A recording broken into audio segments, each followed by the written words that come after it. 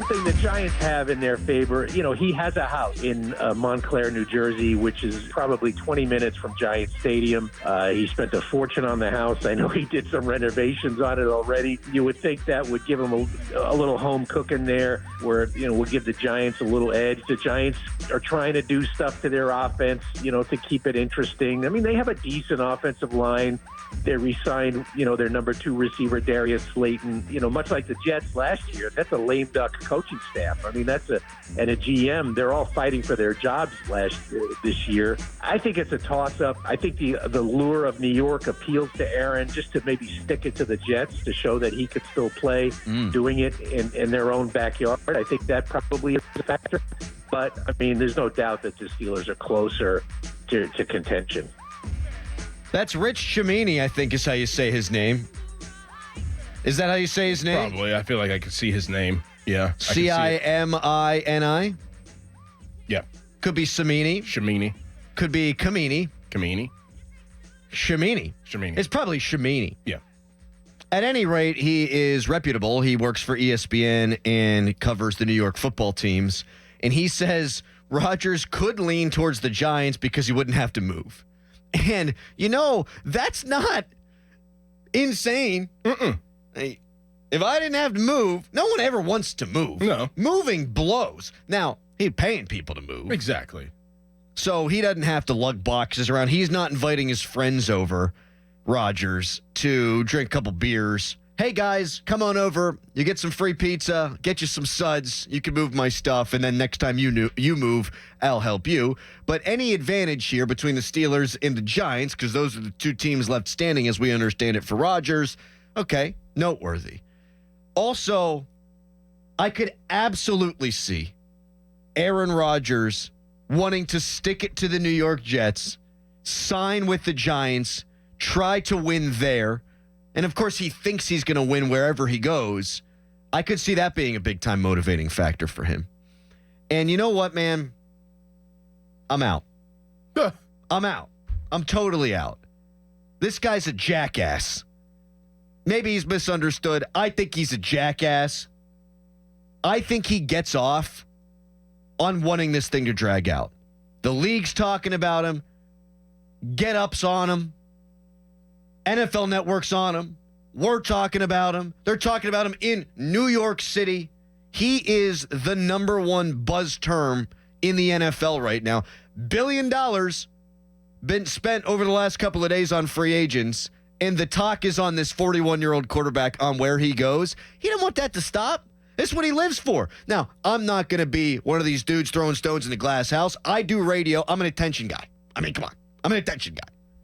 But this dude is dragging this out, in my opinion, because he likes it to be dragged out, and I think he wants to be courted. And I'm wondering, Dorin, where this all comes down here. Are the Steelers selling Rodgers on coming to Pittsburgh, or is Rodgers selling the Steelers and the Giants on what he can still do at the quarterback position? I think it's probably the former and not the latter. I think the Steelers and Giants are whining and dining this guy, which is insane to me for a guy who's going to turn 42 midseason. Well, I mean, they both kind of have to, though. Desperation. Desperation. I mean, and like if you're Aaron Rodgers, yeah, you're going to yuck it up. You're being talked about. You didn't know where you're going to land. People are saying that you should retire. The whole situation with the Jets, and you feel like you still have something left in the tank. And this is kind of your mentality is like, all right, like I like to be talked about. I like to be on the forefront. So yeah, he's gonna take his time, milking it. He's milking it, but I think at the end of the day, like if I'm Aaron Rodgers, and I mean, what am I playing for? I always say that with players, like, what am I playing for at this point in my career? If you go to the Giants, I don't know if it's that much of a motivate. Like the Jets didn't treat him bad.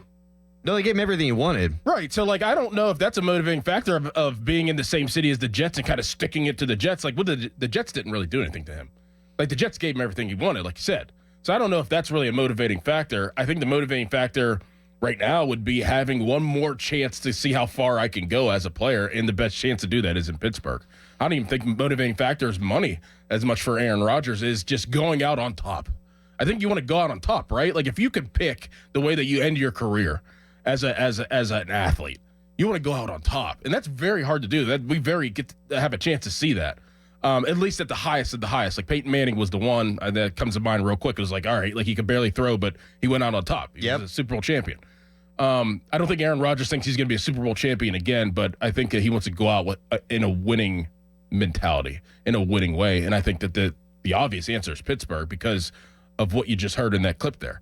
Like the Giants ain't winning anything. You got guys fighting for their job. So what are you going to do? Sign a 2-year deal and have a new regime come in next year, or a 1-year deal and then lose this season and everybody gets fired? Like, I think it's going to be the Steelers. I think he's just going to take his time and kind of yuck it up a little bit. He's definitely going to take his time. Now, the new league year starts at 4 p.m. today, and he has not yet officially been released by the New York Jets. It's all a formality. He's talking to different organizations. Nothing can officially happen after 4 o'clock. He is still the property of the Jets. And I think if it were anybody else at 4:01 today, we'd probably find out. I'm going to bet the opposite. And so here's what I'm going to ask the Pittsburgh Steelers. Callis, if you can just pipe me directly into South Water Street, right into the Steelers facility right now. Have your balls dropped off? I mean, you're going to let this happen? I mean, you're seriously going to let this happen to you? And if I'm Russell Wilson, I ain't feeling good right now. I'm clearly the second choice in New York. I'm clearly the second choice in Pittsburgh. How does this guy come back to Pittsburgh if stuff doesn't work with Aaron Rodgers?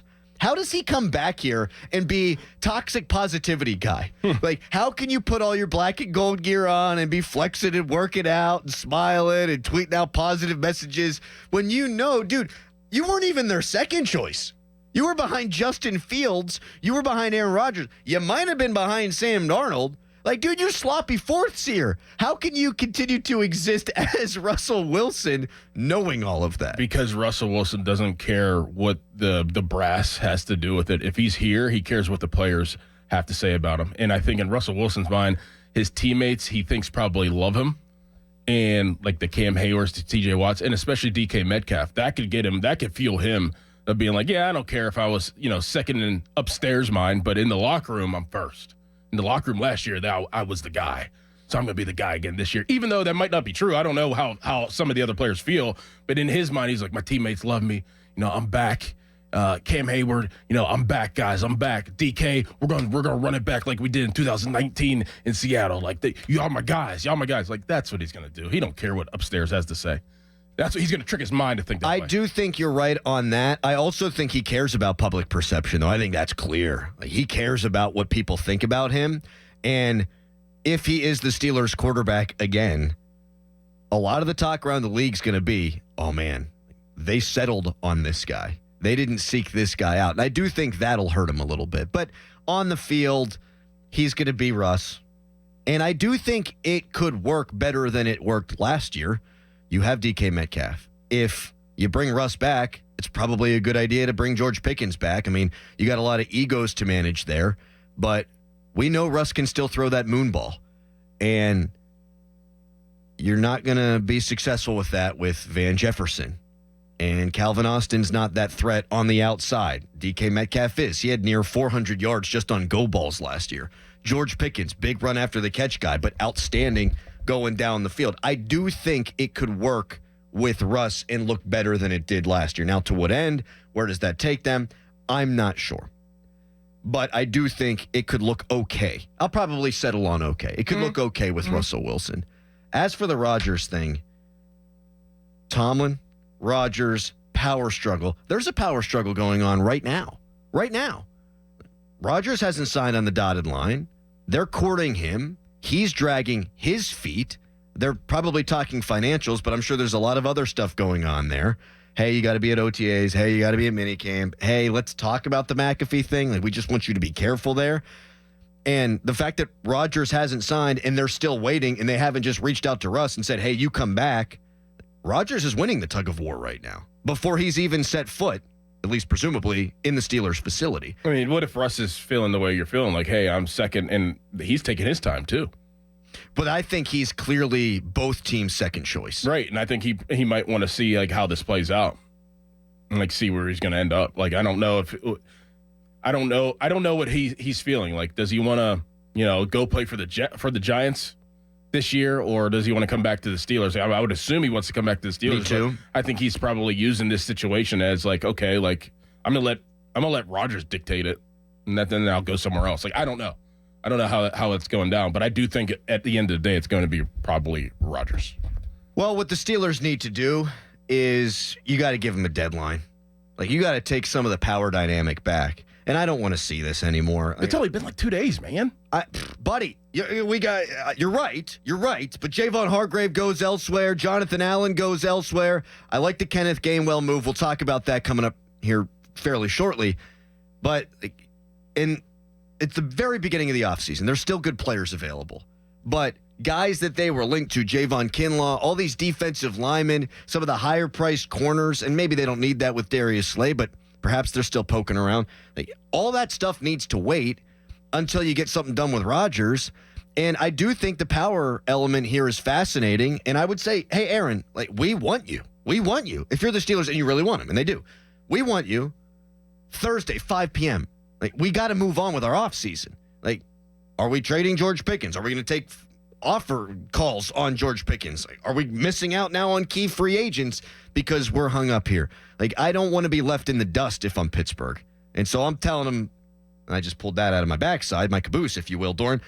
5 p.m. Thursday, here's our best offer. Take it or leave it, and let's move on with this thing. Because here's why I don't want him anymore. I'm sick of it already. I am sick of it already. It's been 2 days. And this is what we do for a living. We should love the drama element. I'm so sick of this guy, and he's not even throwing a ball. But if you give a deadline, like, and the biggest worry I would think if you give somebody like that a deadline and you're desperate is another team to come to the fold, and then you miss out on both. Yeah, Minnesota comes a knocking. Yeah, or like the Saints, and you miss out on both. Like, so, like, it's a funky line right now. It's a very tender line that you're playing. I think you make the bet that you give Rodgers a deadline, and if he says, sorry, can't get it done by then, I think you turn to Russ. And my assumption is Russ will say yes and come back. He might not. He might not. He might be miffed by this whole deal. And if that's the case, okay. That's okay. And let's sign up for a Mason Rudolph v. Kenny Pickett Week 1 matchup, Steelers and Browns. They're not okay with that. No, of course they're not okay with that. I'm fine with that.